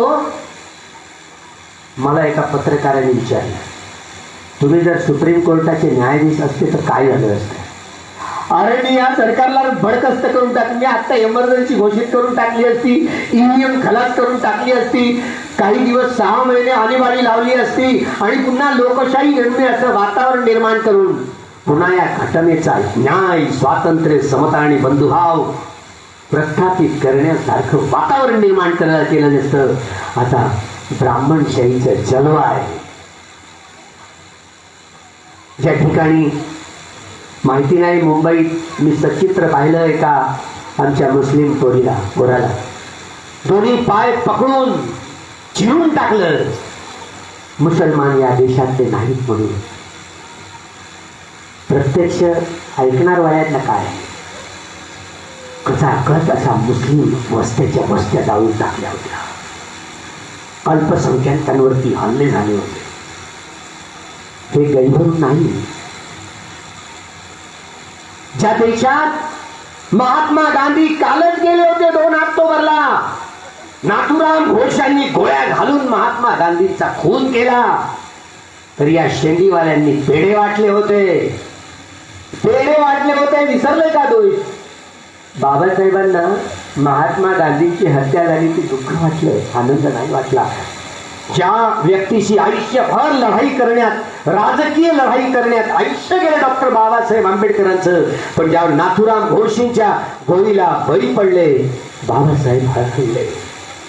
कुठली व्यक्ती असो, शत्रू जरी असला तरी शत्रूची हत्या करणं देखील पापातच जमा होते, पुण्यात नाही.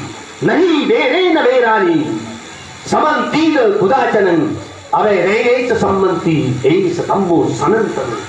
वैरेशी वैरत्व करणं निसर्ग नियमांच्या विरुद्ध आहे. हे वैरत्व कधीच संपत नाही, मैत्री करून संपवलं जातं.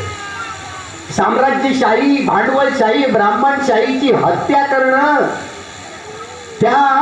त्यांना संपवून टाकणं हे मित्रत्वानं तुम्हाला संपवावं लागेल, शत्रुत्वानं नाही. माणसांची हत्या करून नाही.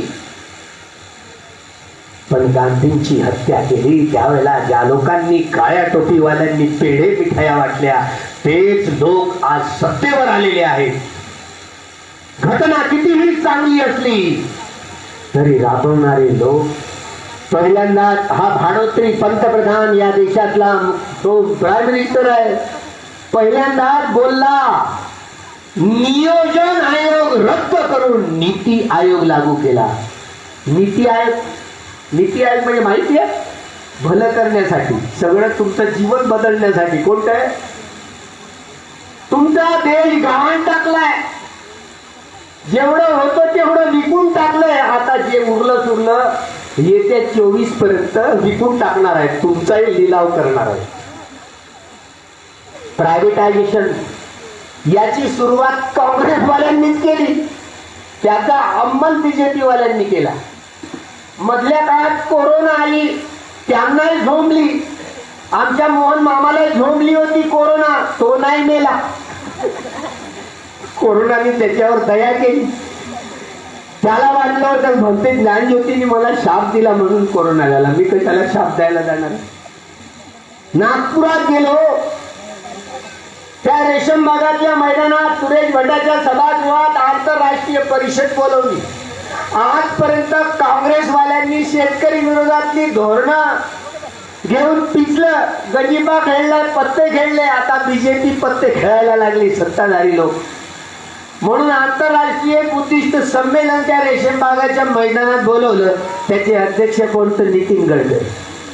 स्वागताध्यक्ष नरेंद्र देवेंद्र फडणवीस, आमचं सार. त्याला काय गंमत, काय कळतं काय? लसण हळद. मला माहिती झालं काय भारूटच दिसतं बाबा. म्हणून मी गेलो, सकाळी निगडीचं प्रवचन होतं, फ्लाईटनी उडून गेलो नागपूरच्या त्या विमानतळावर. तिथं मोठे मोठे पोस्टर पाहिले. भिक्षू संघाचे संघ आहे, अध्यक्ष सदानंद महाथेरो. हे काय भानगड आहे? मी सदानंद भंतेजींना फोन केला, भंतेजी हे काय कोड बंगाल आहे? अरे भंतेजी मला काहीच नाही विचारलं, उडे आणतोय, मला काहीच नाही विचारलं, नाव पिऊ टाकलं, चाललोय म्हटलं मी आता. गेलोय तर मला कोण अडवतं रस्त्यावर? होते अडवणारे, पण भिक्षू आहे ना, कोण अडवतो तिथे? आणि त्यातल्या त्यात ज्ञानज्योती भिक्षू आहे, ज्ञानज्योती भरतेना कोण अडवणार आहे नागपुरात? तर मला जागा देत केले, सरळ सरळ मंचावर घेतलो. आमचा रामदास भाऊ बोलत होते, रामदास भाऊ बोलत होते आणि रामदास भाऊंचा माईक आपल्या हातात घेतला आणि बोलू लागले. ब्राह्मणवाद आणि बुद्धिझम, ब्राह्मणिझम, एका म्यानमध्ये ह्या दोन तलवारी राहू शकत नाही. डॉक्टर बाबासाहेब आंबेडकरांना धर्मांतराची गरजच भासली नसते. मोहन भागवत आमच्या मामाने आमच्याकडे यावं, 3 शरण आणि 5 शिलाची याचना करावी, आम्ही 22 प्रतिज्ञा देतो. हे चांगलं काम केलं तर ज्ञानज्योती भरते तुमच्या मंचावर येईल. पण आजपर्यंत काँग्रेसवाल्यांनी जुगार खेळलाय, आता तुम्ही जुगार खेळायला लागले. बुद्धिझम आणि ब्राह्मणिझम या एका तलवारी एका म्यानमध्ये 2 तलवारी राहू शकत नाही. डॉक्टर बाबासाहेब आंबेडकरांना धर्मांतराची गरजच भासली नसती. तुम्ही जर धर्मांतर करणार असाल तर निश्चित हे वैभव फुलेल. नाहीतर तुमचं हे संमेलन हे उधळण्यासाठीच मी आलो. मला पोलीसवाले म्हणाले तुम्ही कशाला, तुम्ही दुसरा एक मंच घ्यायला हवा होता, परवानगी काढायला, तिथे निषेध, त्यांच्या मंचावर जाऊन तुम्ही गुन्हा केला. अरे तो मोहन मामा माझं काहीच नाही बिघडवू शकत नाही. गेलो ना तर पोलीस जमले, लोकांच्या ठिकाणी लोकांना वाटलं आता ज्ञानज्योती भंतेच्या पोलिसाच्या कस्टडीत दिसतात, मग अटक विटक केली नव्हती. पण लोकांनी व्हायरल करून टाकली फेसबुकवर, व्हॉट्सअपवर, भंते ज्ञानज्योतीनं अटक या मुमला. तर मी या सगळ्या या परिषदेचा धिक्कार करतो, निषेध करतो. कारण हा पोरखेळ आहे, आमच्याशी खेळ करण्यासाठी केलेले हे संपूर्ण पागोळ आहे. आणि या पाशात अडकलेले सगळे आपले लोक आहेत. म्हटलं मोठे मोठे बुद्धिजीवी लोक, आपले साहित्यिक लोक या पाशात, ब्राह्मणवादाच्या पाशात अडकलेले लोक आहेत. जाहीरपणे मी या मंचावरूनच निषेध. एक RSS वाला आला, तो म्हण तुम्हाला कोणी निमंत्रण दिलं होतं? मला बाबासाहेबांनी निमंत्रण दिलं होतं. म्हटलं जा आणि या शेंडीवाल्यांचे शब्दाला उधळून टाक, जास्तीत जास्त तुरुंगात जाशील ना, मला काय होईल, मला काय होणार आहे? तर मला काय मोहन भागवत मला हात लावेल काय? लावला असेल, बामणाला हात लावला असेल काय? म्हणजे मुगीची असो, कुलबुर्गीची असो, अंधश्रद्धा निर्मूलनवाल्याची असो, हत्या करता आलं त्यांना, त्यांचा घात आहे बरं का. आम्हाला माहिती आहे 200 वर्ष पूर्ण होत होती चंद्रपूर दीक्षाभूमी, नागपूर दीक्षाभूमी पासून ते भीमा कोरेगाव, द्विशताब्दी हा विजय महोत्सव सोहळा, हा संपूर्ण शौर्य दिनाचा विजय महोत्सव सोहळा म्हणून पदयात्रा काढली. 59 दिवस लागले, 59 दिवस आमचा कार्यक्रम झाला आणि हल्ल्याचे सत्र सुरू झालं. तर आमचा PB सावंत, कोळशे पाटील, त्या एल्गार परिषदेचे संयोजक, त्या संयोजकांपैकी तो निलेश आमदार असेल, बाळासाहेबांचा तो मेहुणा असेल, बाकी इतरत्री कोणी जेवढं काय बोलणं त्याच्यापेक्षा खतरनाक मीच बोललो. बरं कुठे शनिवार वाड्याला, हा आमच्या घामावर उभारलेला जिजाऊंचा वाडा आहे. म्हटलं आमच्या माहिती, हा जिजाऊंचा वाडा आहे, या वाड्यावर कब्जा करायला भरती ज्ञानज्योती येणार आहे. म्हटलं तुम्ही तर घाबरताय, तिथे राहिला ना, इथे या वाड्यावर कब्जा करून इथे मेडिटेशन सेंटर उभं करणार आहे. भीमा कोरेगाव शौर्य विपश्यना साधना केंद्र म्हणून असं नामकरण करणार आहे. म्हटलं शनिवार वाड्याला तिथे विपश्यना सेंटर माणूस घडवण्याचं हे रसायन त्यात शिकवेल. म्हटलं त्यात हल्ले करण्यासाठी मीच येणार आहे. म्हटलं तुम्ही सावध. आणि जाणीवपूर्वक तो हल्ला या संपूर्ण या शेंडीवाल्यांनी केला, गालबोट लावलं आमच्यात. हे आम्ही खूप विचार केला. म्हटलं दुसऱ्या दिवशी आमच्या तळपायाची आग मस्तकात गेली असती तर पुणे नगरी राहिली नसती. म्हटलं दुसऱ्या दिवशी. पण आम्ही बाबासाहेबांचे लेकरं खूप दयाळू आहोत. हे केलं ना, अशी सूर हे ललाट उसळली, दुसऱ्या दिवशी पुणे नगरी राहिलीच नसती. पण मी पडलो भिक्षू, आता काय कराल? माझ्या मनात बत्ती आली असती ना, तर पुणे नगरी एक काही बामणाचं घर राहिलं नसतं शिल्लक. जसं जिथे ज्या संभाजी महाराजांना ज्या वेळेला मारलं ना, तर त्या वळूच्या बाजूचं ते वाळचं ते गाव आहे ना, एकही सगळ्या बामणाची घरं जाळून टाकली त्यांनी. पुण्यातला एकही ब्राह्मण शिल्लक राहिला नसता, हे खरं आहे. थांबले लोक, खूप थांबले, पण ते ज्ञान ज्योतींच्या म्हणण्यावरून थांबले. हे केवळ सत्य आहे. माणसं मारणं म्हणजे पुण्यात जमा होत नाही, ते पापात जमा होते. कुणाच्याही चित्तात माणसं मारण्याची. हे आमच्या दुर्गापूरला, चंद्रपूर दुर्गापूर, एक बामण व्यक्ती, बामण दारूसाठी मोठी महागडी दारू घ्यायचा, आपल्या आईची हत्या त्यांनी गर्भासाऊन केली. आपल्या आईची हत्या. माणूस रक्ताची देखील ओळख विसरून जातो. रक्ताच्या नात्यापेक्षा हे माणसाचं धम्माचं नातं हे मजबूत असतं. रक्ताची नाती गोती विसरून गेला. आमची ज्या अंजलीबाई आंबेडकरांचा नातेवाईक, या देशाचा माजी संरक्षण मंत्री प्रमोद महाजन, त्याच्या भावाने त्याला गोळ्या घालून ठारला. माणूस रक्ताची आठवण विसरून जातो, कुठल्याही संप्रदायाची असू दे, पण मनुष्य हत्या हे पापातच जमावणार. बाबासाहेबांनी, तुम्ही सगळे एक एक पान वाचा भारतातल्या संविधानातलं, फाशीची शिक्षा कुठेच नाहीये. फाशीच्या शिक्षेला संधीत एकही अक्षर लिहिलेलं नाहीये. फाशीची शिक्षा बाबासाहेबांनी अजिबात नमूदच केलेली नाहीये. का, असा प्रश्न तुम्ही कधी विचारला? ही जोडतोड. अरे माणूस आहे, माणसाचं मन आहे, हे 54 प्रकारचं कामाचं चित्त, 15 प्रकारचं रूपावचं चित्त, 12 प्रकारचं अरूपावचं चित्त, 8 प्रकारचं लोकोत्तर चित्त. सगळा समाज अंधकारात आहे.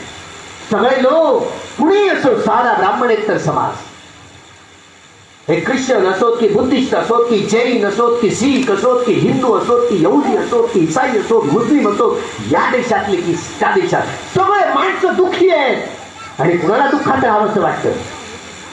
सगळ्या लोकांना या दुःखातून सुटका करून असं सुख, जे सुख कधी संपत नाही, या सुखाची प्राप्ती करणं कुणाला आवडणार नाही? प्रत्येकाला आवडतं. पण हे ज्ञान, बोधी, ही बोधी जागवण्याची किमया फक्त बाबासाहेबांना होत आहे. तुटलेल्या माणसांची मनात केवळ बुद्धी जमत असं औषध आहे जगात, की तुटलेल्या माणसांची मन जोडू शकतो. तुटलेल्या माणसांची मन. साम्राज्यशाही, ब्राह्मणवाद, ब्राह्मणशाही, भांडवलशाही ही विकृती आहे. माणसाचं भविष्य, भौतिक जीवन सजवण्यासाठी या मानपुत्री म्हणून बाधा आहेत. रिपब्लिकन पार्टीचा कार्यक्रम डॉक्टर बाबासाहेब आंबेडकरांनी स्टॅलिनला उत्तर देताना, दी डिक्टॅटरशिप ऑफ प्रोलेटारिएट, सर्वहाराची तानाशाही किती दिवस तुमची राहणार आहे? हुकुमशहा तो कुणी असो. एकीकडची बोल्शेविक पार्टी लेनिनच्या नेतृत्वात रूसमध्ये क्रांती, समाजवादी क्रांती सिद्ध झाली, अंमलात आणली. साऱ्या जमिनी, सारे कारखाने राज्याचे अधीन करून टाकले. सगळ्यांना सारखे 8 घंट्याचं काम करावं लागायचं. सगळ्यांना सारखे घर बांधून दिले. हा इंजिनियर आहे की हा कामगार आहे, ओळखायला यायचं नाही. डॉक्टर भदंत आनंद कौशल्यन रूसला गेले, शहर फिरून आले आणि सांगतात 5 रुबलमध्ये पूर्ण शहर फिरून आलं. 5 रुबलमध्ये एवढं अन्न, वस्त्र, निवारा, शिक्षण आणि आरोग्याची सजावट झाली. माणसाचं भौतिक जीवन सजलं म्हणजेच माणूस सुखी होत नाही, त्याचं आध्यात्मिकही जीवन सुखी व्हावं लागतं. बोल्शेविक पार्टीमध्ये, कम्युनिस्ट पार्टीमध्ये त्या एकेकाचे कामगार होते, आता ते कामगार राहिले नाहीत. कम्युनिस्ट पार्टीचे हे नेते लोक आता ब्युरोक्रॅट झाले, नोकरशाह झाले. त्यांचा वर्ग बदलला. तुम्ही वर्गविरहित, शोषणरहित, दुःखविरहित समाज व्यवस्था कशी निर्माण करा? 10 वर्ष लागतील की 20 वर्ष लागतील की 50 वर्ष लागतील की 80, किती घेतं? तुम्हाला वर्ग विरहित समाज निर्माण करण्यासाठी, दुःख विरहित समाज निर्माण करण्यासाठी, शोषण विरहित समाज निर्माण करण्यासाठी तुमच्याकडे काय प्रोग्राम? डॉक्टर बाबासाहेब आंबेडकरांनी republican party of India, Karl मार्क्सचाही या छोटासा जाहीरनामा आहे, छोटीशी पत्रिका, पण माणूस राजकीय दृष्टीनं परिपक्व माणूस घडवायचा कसा, त्याची मार्गदर्शिका म्हणजे रिपब्लिकन पार्टीची घटना आहे. हा दिवस रिपब्लिकन पार्टीच्या स्थापनेचा दिवस होता. राजकीय लोकशाही, सांस्कृतिक लोकशाहीमध्ये, सामाजिक लोकशाहीमध्ये, आर्थिक लोकशाहीमध्ये परावर्तित करण्यासाठी न्याय, स्वातंत्र्य, समता आणि बंधुभाव प्रस्थापित करणारी ही अशी समाज व्यवस्था जी दुःख विरहित असेल, वर्ग विरहित असेल, जाती विरहित समाज निर्माण करण्यासाठी बाबासाहेबांनी ही राजकीय संघटना दिली. ती Buddhist society of India, Republican party of India आणि समता सैनिक दल, एक कार्यकर्ता मरेपर्यंत या तीनही संघटनेमध्ये असावा असं निश्चित धोरण होतं. गंगाधर पानतावणे सरांना म्हणालो, तुम्ही माहिती नाही त्या वैशाली नगरात आमच्या म्हणा नागपूरच्या वा त्या रेशम बागाच्या मैदानात हात चड्डी घालून काळ्या टोपीवाली दक्ष म्हणतात, हे तुम्हाला नाही कळत का? तुम्ही एक तरी दिवस या मिलिंद महाविद्यालयाच्या मैदानात समता सैनिक दलाच्या परेडमध्ये कधी आलेत का? असं म्हणालेत का? आमचं साहित्य हे दलित साहित्य राहिलं, आमचं साहित्य ब्राह्मणेतर साहित्य राहिलं, आमचं साहित्य दलित ब्राह्मणेतर साहित्य राहिलं, दलित आदिवासी ग्रामीण साहित्य राहिलं, बहुजन साहित्य राहिलं. डॉक्टर बाबासाहेब आंबेडकरांनी 14 ऑक्टोबर 1956 ला ही धम्मक्रांती केली. 84,000 धम्मस्कंदांमध्ये असं धम्म आहे. एक एक स्कंदाचं अजून स्पष्टीकरण तुम्हाला करता येत नाही. धम्म सौंदर्य, धम्म साहित्याचं सौंदर्य तुम्हाला